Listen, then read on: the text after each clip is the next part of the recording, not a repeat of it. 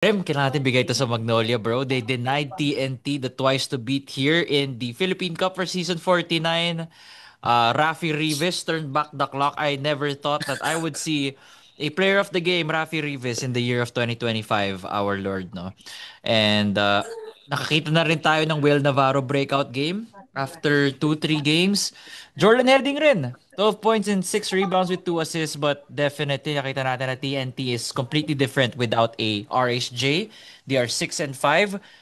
They do not have the twice to beat advantage while Magnolia secures seed number 3 That is right. or 4. It depends eh.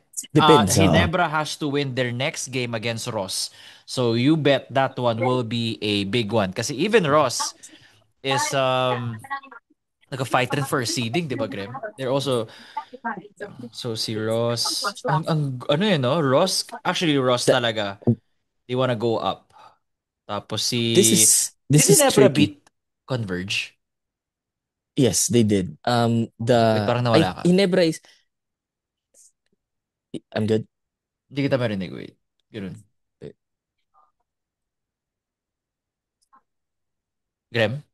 Yo, dinig mo ako? Yan, okay na, yan. Okay. So, yeah. So, si Ross, just more of for the record. Pero si Ginebra naman, if we check this one. Okay. Yeah, They beat they Converge, diba? defeated. So, even if they That's right. lose, okay na sila at 4.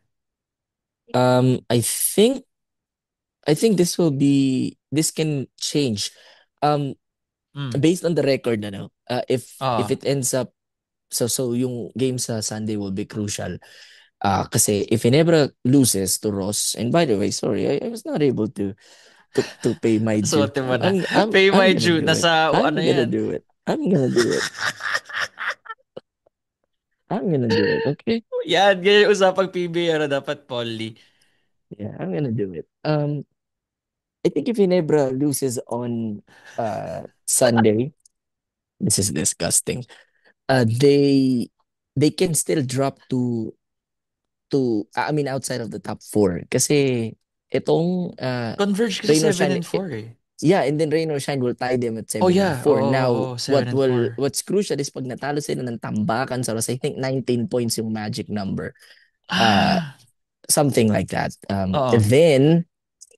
Then they may lose the twice to beat advantage. So as long as dikit yung laban, At hindi, then they they do can not go. lose by 19. That's the magic number in terms of quotient. That's right. I think Ginebra is locked into to number 4 unless San Miguel loses to Northport, which I don't think they will. Kapag At this natalo ang San Miguel sa Northport, which they can possibly, di mo alam, Graham, you don't know what these teams are thinking about. right. I mean, NLEX lost to Northport, diba? So um, anything's possible. But games on Sunday will be crucial. However, let's go back to Magnolia, bro. We laughed about Rafi Rivas for too much. Bro, that guy shut us up tonight. Diba? He was magnificent when they needed him the most. Excuse me. And Sneezy. I didn't mean to sneeze Di while kaya ng saying that. katawan mo pag positive. Grabe, and wearing a Magnolia jersey, torture In talaga to at sa work, akin at work. at work pa. So, um, man, was he magnificent. Although I don't think they would have lost even if he did not play good. But, you have to give credit or credit is due. Yung drought ng TNT between the third and the fourth, That was the I third think quarter, that's yeah. oh, It I was a think that's 7 minute drought, I due. think. Yeah, something like that. That's due to not having a legit point guard na sanay na sa Yeah. sistema ni Coach Chot, 'di ba? You don't have ng Batak, you don't have Castro. So, dun nila naramdaman yun. Dun sila nagre-rely 'di ba? Pag wala si RHJ in the reinforced. Right now, they still have a lot to figure out and not a lot of time to do it because they may be playing right away on Wednesday, if I'm not mistaken. They will be the seventh seed, or probably sixth. So their draw may be San Miguel as early as the first round. So that will be crazy for TNT. Yun nga eh. Tapos, napansin ko rin kanina na, Simon and Ciso ain't it. Ay, sorry, not Simon and Ciso. Yeah, Simon and Ciso ain't it. Paul Varela isn't it. Jordan Heading is still adjusting. Mhm. So, and Kim Maurin, di ba? We were requesting for Kim Maurin minutes. 25 minutes. Pero, they just don't run the offense like how Ray ng Batak does it. And of course, Jason Castro who's gonna be gone Jason. for a whole year. But si Nambatak yung what ano yung latest on Ray Nambatak, Graham? What have you found out? What have you gotten Haven't so heard far? I haven't heard anything. It's either tinatago ng TNT yung update or they really don't expect him to come back. That's why they traded for Jordan Heading for free. Maybe dahil si Mikey Williams is having issues with Converge when it comes to contract. Pero I haven't heard anything about Reynang Batak over the past few weeks since we last talked about it. Um, based kasi normally pag ganyan may makikita ka ng report na he's back training 3-on-3, 5-on-5, on-court activity, di ba? But we haven't heard anything like that. Have you? Wala rin ako na-receive eh. So medyo alanganin nga sila. Jordan Heading has to pick up the slack. He has to learn the system quite as fast. Pero I feel like hindi nila to makukuha ngayong Philippine Cup, no? Kasi, No. it takes a while. Kahit anong bash mo sa system ni Coach Chot, it's still a PBA system. You still have to Yeah, know the tendencies of your teammates. Yan yung trabaho ng point guard. That's the reason why it's the hardest position to learn. position. Yeah, Kasi you're the magaling si assistant Jordan coach on the Heading, floor. pero you have to command everybody. You have to know where everybody needs to be on the court. So, understandable naman yung current situation ngayon ng TNT, and I feel like delikado yung Grand Slam hopes nila. I'm not saying that we're It completely really is. closing it out. There's still dangers in the playoffs, pero it's not as, ano tawag doon, Graham? It's not as, they're not as scary compared dun sa mga previous conference na nasanay Oh, tayo. Pag sa mong TNT, Tropang Giga, or 5G in this conference. that's right. Malas pa tayo pagpapalit nila ng pangalan to 5G, ano? But Naging 3G na lang. that's right, or LTE. To piggyback your point, LTE. Nico, um, Edge. yung TNT, they have to win in the quarterfinals twice, di ba? Just to keep their Grand Slam hopes alive. And then, your draw in the semis, maybe Barangay Ginebra, San Miguel, Magnolia, or NLEX. Di ba? Or Converge, depending on how the matchup plays out. So, this will be really, really difficult. This may be the hardest Grand Slam ever if maitawid to ng TNT. Which I give them very little chance of doing.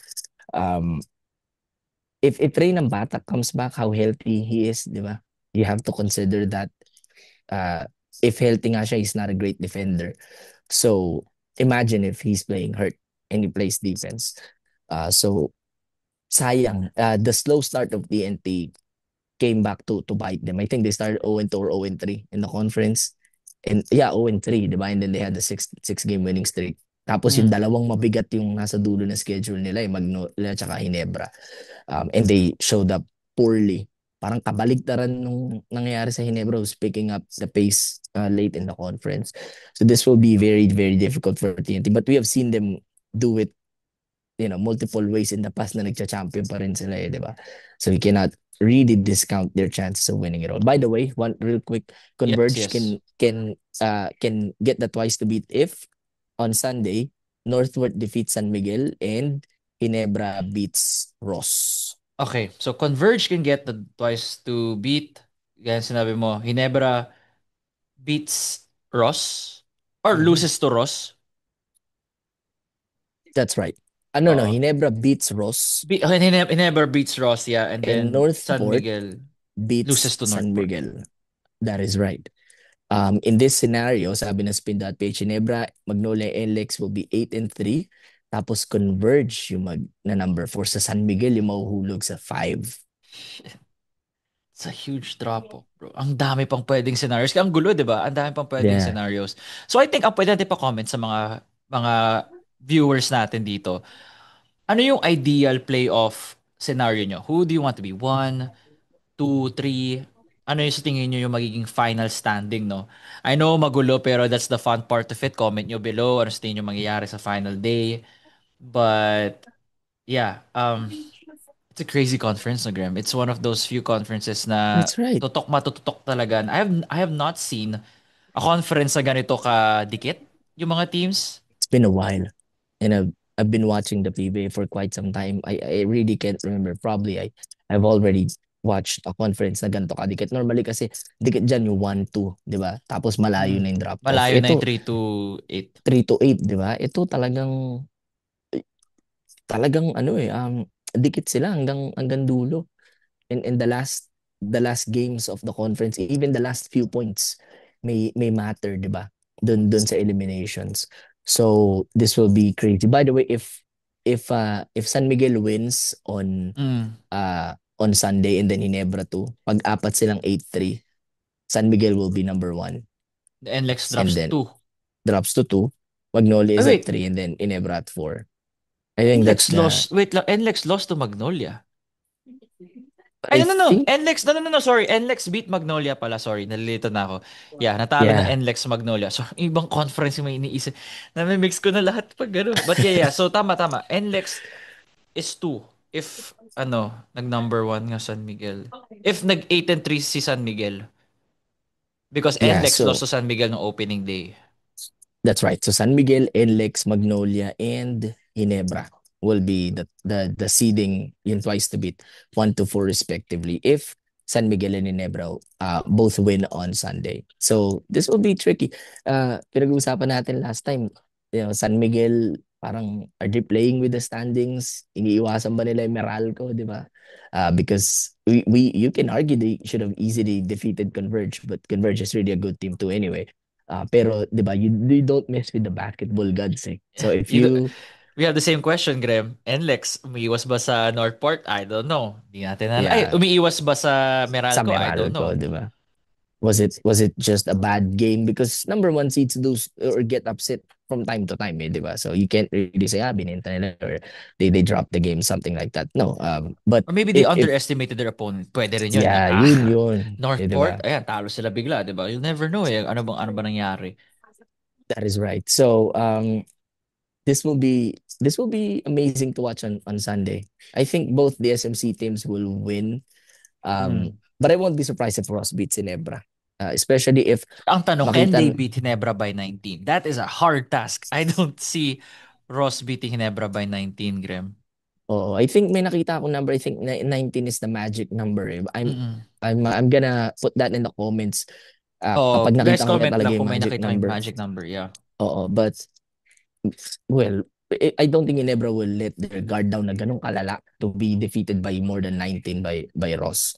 Pero if Ginebra sees na they're locked into 4 already, pag nanalo yung San Miguel, then probably, di ba, ano na lang to, pacing. Walang ma-injure, di ba? You may see minutes for Raymond Aguilar and Jason David. Um, but yeah, this will be interesting. I don't like wearing this jersey, bro. Hindi halata. I think for me last is shout out to Save Lucero. I know that Rafi Rivas was a player of the game and I think nagka-nostalgia yung mga commentators natin kasi they're the ones that vote for that. Pero Mm-hmm. Save Lucero is a superstar in the PBA. 24, 8, and 5 makes it look casual. Played 38 minutes out of 48 and Magnolia can only go so far as this guy will take them. It's gonna be Save Lucero. It's gonna be their face talaga. Assuming he doesn't leave for anywhere. Sasabi ko lang na as long as he's in the team, sky's the limit for Magnolia. I'm sure you and I, Graham, can agree na si Save Lucero talaga yung ano nila. The guy that's the face of the franchise for sure. That is right. He's their Anthony Edwards, I think. But shout out to Coach Chito Victorero too. Yeah, yeah, yeah. In-start niya si Will Navarro over Save Lucero. That gave William Navarro the confidence kasi Confidence for sure. he's not been playing good over the past 2 games, di ba? And now he was able to get that rhythm kasi sana yan mag-start eh. But that position for Magnolia is loaded. So you have to make some compromises. Konting balasa pa, this Magnolia team will be really, really scary. Like I said, and I don't like saying that because they're my team's rivals. But yeah, this will be this will Thank you, be interesting Indiana. and Thank you, this Indiana, for yeah, this will be interesting in Graham the playoffs. buying that Magnolia jersey. I'm really manifesting a Manila Classico, semis or finals, and I'm wearing this tapos sa Hinebra ako nagchachan. People will think of me as a crazy man, but Kung for ang it is Ginebra, Manila Classico will not happen until the finals. the finals. Just make sure ko lang. Yeah. If the standings hold, no? If 3 ang mags, tapos 4 versus 5, no? Gawa tayo ng Yeah. playoff preview, pansaset na yung standings. Let's go through each matchup and I Bracket. feel like that will be fine. That will be fun. That Especially with would be Mario. We will make yeah. our predictions, we can make our X factors of the game. And yeah, that's pretty much it guys. Mabilis lang naman to. It's parang recap lang ng TNT versus Magnolia. Ito yung debut ni Graham wearing the Poly jersey of Magnolia.